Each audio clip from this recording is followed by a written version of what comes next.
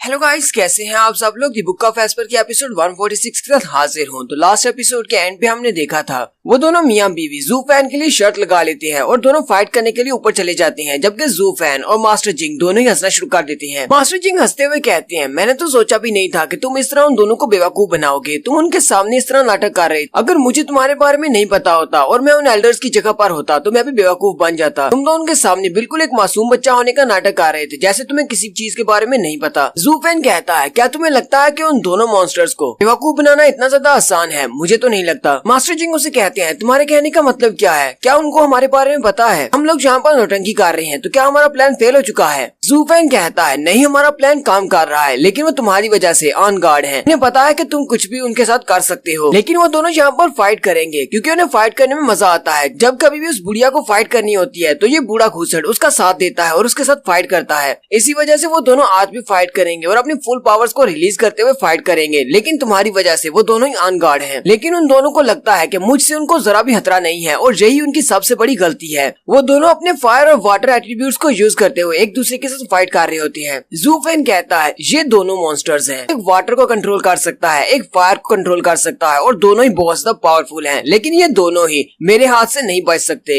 इन दोनों को तो मेरी फैमिली का एल्डर बनना ही होगा। नेक्स्ट सीन 2 महीने के बाद का दिखाया जाता है। जू फैन और मास्टर जिंग वहीं पर खड़े होते हैं और वो दोनों बूढ़े ऊपर फाइट कर रहे होते हैं। जू फैन कहता है, मुझे लगता है कि उनकी फाइट रुक चुकी है, वो काफी ज्यादा थक चुके होंगे, चलो ऊपर चलते हैं। साथ ही वो मास्टर जिंग से कहता है, मास्टर जिंग अब ये आपकी बारी है, चलिए मुझे दिखाए कि आप कितनी ज्यादा नौटंकी कर सकते हैं। मास्टर जिंग हंसना शुरू कर देते हैं और कहते हैं, कोई मसला नहीं, मैं तुम्हें दिखाता हूँ कि मैं क्या कर सकता हूँ। मास्टर जिंग उसे कहते हैं, जब से तुमने मुझे रेथ हार्ट की वो तीनों टेक्निक्स दी हैं, उसकी वजह से मेरी पावर बहुत ज्यादा बढ़ गई है। ये दोनों बूढ़े घुसट मेरे सामने नहीं टिक पाएंगे। फिर वो दोनों ही उड़ते हुए ऊपर चले जाते हैं। जबकि माउंटेन के ऊपर का सीन दिखाते हैं, वो बुढ़िया हार जाती है और अपने बूढ़े घुसट से कहती है, तुमने अपनी फुल पावर का यूज करके मुझे हरा दिया, तुम बहुत ही बुरे हो। वो बूढ़ा उसे कहता है, प्लीज मुझे माफ कर दो, मैं ऐसा नहीं चाहता था, लेकिन फाइट में मैं इतना ज्यादा खो गया था कि मैंने तुम्हें नुकसान पहुंचा दिया। उसकी वाइफ चिल्लाकर उसे कहती है, अपनी बकवास बंद करो और ये क्या नाटक कर रहे हो मुझसे माफी मांगने का? तुम एक बहुत बड़े फेक इंसान हो। तुमने कब से अपनी स्ट्रेंथ को मुझसे छुपा कर रखा है? तुमने पहले क्यों नहीं बताया कि तुम इतने ज्यादा स्ट्रांग हो? तुम हमेशा ही मुझसे हारते रहे हो, मैं तुमसे जीतती रही हूँ, लेकिन आज अचानक तुम मुझसे कैसे जीत सकते हो? जल्दी से बताओ, तुम्हारा इरादा क्या है? तुम क्या करना चाहते हो? वो बूढ़ा घुसट उसे कहता है, मेरा ऐसा कोई भी बुरा इरादा नहीं है, मैं हमेशा ही तुम्हारे साथ फाइट करता हूँ, मैं तुम्हारा साथ देता हूँ, तुम मेरी वाइफ हो, मैं तुमसे बहुत ज्यादा प्यार करता हूँ। हालांकि हम दोनों हमेशा लड़ते झगड़ते रहते हैं, लेकिन जब भी कभी यहाँ पर कोई एनिमी अटैक करता है तो हम दोनों मिलकर उसका सामना करते हैं। उसकी वाइफ उसे कहती है, मुझे लगता है कि तुम्हारा कोई बहुत ही बड़ा मकसद है, इसीलिए तो तुमने अपनी स्ट्रेंथ को मुझसे छुपा कर रखा है। 1 साल पहले हम दोनों में जब फाइट हुई थी, अब तुम इतनी ज्यादा स्ट्रॉन्ग नहीं थे, मैंने तुमको हरा दिया था, लेकिन तुमने आज की फाइट को कैसे जीत लिया? तुम इतने स्ट्रॉन्ग कैसे हो सकते हो? मुझे तुम्हारी किसी भी बात पर यकीन नहीं है, तुम एक फेक हो। मास्टर जैन हाई चिल्लाना शुरू कर देते हैं और कहते हैं, ऐसी बात नहीं है, मैं फेक नहीं हूँ। मास्टर जैन हाई उसके पास आकर खड़े हो जाते हैं और कहते हैं, पिछले कुछ सालों में हमने तकरीबन 100 बार फाइट की होगी और इन सारे सालों में मैं तुमसे काफी ज्यादा स्ट्रॉन्ग था, मैं तुमसे जीत सकता था, लेकिन मैं तुमसे नहीं जीता क्योंकि तुम काफी ज्यादा गुस्से वाली हो और तुम बहुत जल्दी नाराज हो जाती हो, इसलिए मैंने तुम्हें कभी इस बारे में नहीं बताया कि मैं तुमसे काफी ज्यादा स्ट्रॉन्ग हूँ। उसकी वाइफ चिल्लाकर उसे कहती है, अब बस भी करो, अगर तुमने पहले मुझे इतनी बार जीतने दिया है तो आज तुमने मुझे जीतने क्यों नहीं दिया? आज तुमने मुझे क्यों हरा दिया? मास्टर जैन हाई उसे कहते हैं,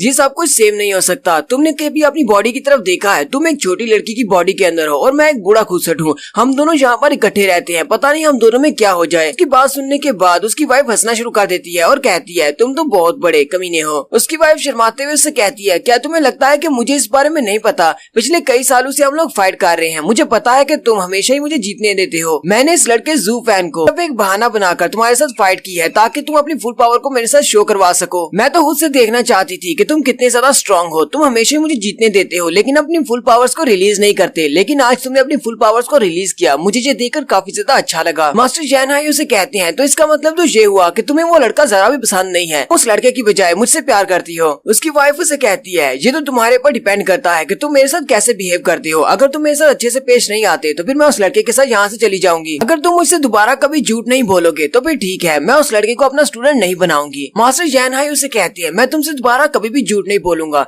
अगली बार जब भी हम फाइट करेंगे मैं अपनी फुल पावर के साथ फाइट करूंगा और तुम्हें हर बार हरा दूंगा। जू फैन और मास्टर जिंग भी वहीं पर उतर आते हैं। जू फैन कहता है, लिटिल सिस्टर कहीं तुम्हें चोट तो नहीं लगी? मेरे पास एक बहुत ही अच्छी रिकवरी पिल है, तुम उसे खा लो, उससे तुम्हारी बॉडी रिकवर हो जाएगी। मास्टर जैनहाई चिल्लाकर उसे कहते हैं, तुम्हारी ये बुढ़िया हार चुकी है, इसलिए अब तुम इसके करीब नहीं आ सकते, इससे दूर रहो। जू फैन आगे बढ़ता है और अपने पास से वो पिल्स निकालता है जिनके अंदर ब्लड वर्म के अंडे हैं। उस बुढ़िया से कहता है, लिटिल सिस्टर इसके अंदर एक हीलिंग पिल है, अगर तुम इसको खा लेती हो इससे तुम्हारी बॉडी हील हो जाएगी और साथ ही तुम्हारी जान की भी ठीक हो जाएगी। जल्दी करो और इसे खा लो। वो भी उस बॉटल की तरफ देख ही रही होती है कि उसी वक्त मास्टर जिंग उस पर अटैक करते हैं और उसके हाथ से उस बॉटल को गिरा देते हैं। जू फैन चिल्लाकर मास्टर जिंग से कहता है, एल्डर जिंग ये आप क्या कर रहे हैं? एल्डर जिंग उसे कहते हैं, यंग मास्टर आप साइड पर रहें, आप भी ये बात अच्छी तरह से जानते हैं कि ये लोग रीजन स्टेट के दुश्मन हैं। मैं यहाँ पर इन दोनों को मार सकता हूँ तो फिर मैं क्यों ना इनको मारूं, क्योंकि ये बहुत ज्यादा जख्मी है। मैं इस मौके का पूरा फायदा उठाना चाहिए। वो दोनों ही बूढ़ा बूढ़ी उसकी बात सुनकर बहुत ज्यादा हैरान हो जाते हैं। मास्टर जिंग अपनी पावर्स को रिलीज करते हुए आगे की तरफ चलना शुरू करते हैं। जू फैन उन दोनों के सामने खड़ा हो जाता है और कहता है, मास्टर जिंग आप तो यहाँ पर मेरी हेल्प करने के लिए आए थे ताकि मुझे एक मास्टर मिल सके, लेकिन आप ये क्या कर रहे हैं? आप ऐसा क्यों कर रहे हैं? मास्टर जिंग उसे कहते हैं, अगर ये दोनों बूढ़ा बूढ़ी तुम्हें अपने स्टूडेंट के तौर पर एक्सेप्ट कर लेते ये तो हमारे लिए बहुत ही अच्छा रहता, लेकिन अब जबकि इन दोनों ने तुम्हें अपने स्टूडेंट के तौर पर एक्सेप्ट करने से मना कर दिया है तो फिर ठीक है, दोनों को मरना होगा।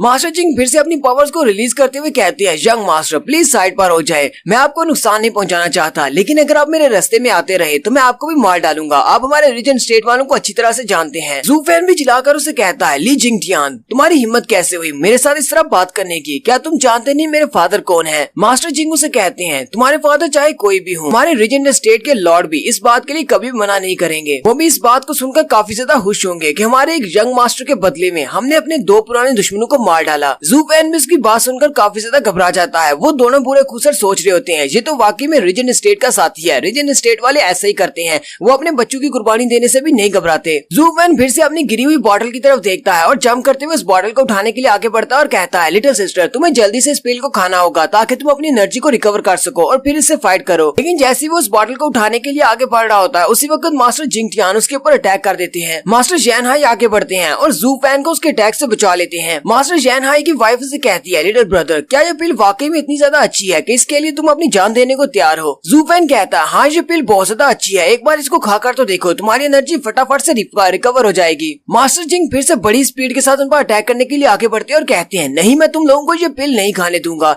वो दोनों बूढ़ा बूढ़ी अपने हाथ मिलाते हैं और अपनी पावर्स को कंबाइन कर लेते हैं, यानी कि फायर और वाटर को कंट्रोल करते हैं। जू फैन भी उन दोनों एट्रीब्यूट्स को एक साथ मिलता हुआ देखकर बहुत ज्यादा हैरान हो जाता है। जू फैन कहता है, ये दोनों तो अपनी स्पेशल एबिलिटीज का इस्तेमाल कर रहे हैं। मास्टर ने फायर सी के साथ अपने ड्रैगन को बनाया है, जबकि ये फिनिक्स आइस हार्ट के साथ बना है। इन दोनों ने अपनी पावर्स को कंबाइन कर लिया है। अगर इनके सामने कोई रेडियंट स्टेज का 6 लेवल का कोई मास्टर होगा वो भी इनके सामने नहीं टिक पाएगा। लेकिन साथ ही जू फैन हंसना शुरू कर देता है और कहता है, मास्टर जिंग के लिए इनको संभालना बहुत ज्यादा आसान है। मास्टर जिंग कोई आम कल्टीवेटर नहीं है, वो एक बॉडी कल्टीवेटर है। ऊपर से अब उनके पास मेरी रैथ स्टाइल है। मास्टर जिंग अपनी बॉडी से ब्लैक डिमोनिंग पावर्स को रिलीज करते हैं और साथ ही रैथ स्टाइल 1 को यूज करते हैं। वो अपने हाथ को सामने की तरफ करते हुए सोरेन डीमन ड्रैगन को मूव को यूज करते हैं और साथ ही वो अपने सेकंड मूव जिसका नाम घोस्टली ड्रैगन क्लॉ होता है उसको यूज करते हैं और उन दोनों बूढ़ा बूढ़ी के कंबाइंड अटैक होते हैं उन दोनों को डिस्ट्रॉय कर देते हैं, जबकि वो दोनों ही बूढ़ा बूढ़ी काफी ज्यादा जख्मी भी हो जाते हैं। उन दोनों के मुंह से ब्लड निकलना शुरू हो जाता है, जबकि मास्टर जिंगटियान उनके सामने खड़े होते हैं। वो दोनों उसकी तरफ देखकर कहते हैं, ये तो इंपीरियल बॉडी आर्ट नहीं है, ये रीजन स्टेट का स्टाइल नहीं है, ये कौन से डीमन कल्टीवेटर से तुमने टेक्निक सीखी है? मास्टर जिंगटियान उन दोनों से कहते हैं, बहुत ही जल्दी तुम दोनों मरने वाले हो, तो तुम दोनों इस बारे में जानकर क्या करोगे कि मेरे पास कौन सी कल्टीवेशन की टेक्निक है? मास्टर जैनहाई की वाइफ कहती है, ये रीजन स्टेट का कुत्ता तो काफी ज्यादा स्ट्रॉन्ग है, अगर ये इसी तरह हम पर अटैक करता रहा तो हम दोनों मारे जाएंगे। हमारे पास और कोई भी रास्ता नहीं है, हमें उस लड़के की उस पिल को खाना ही होगा।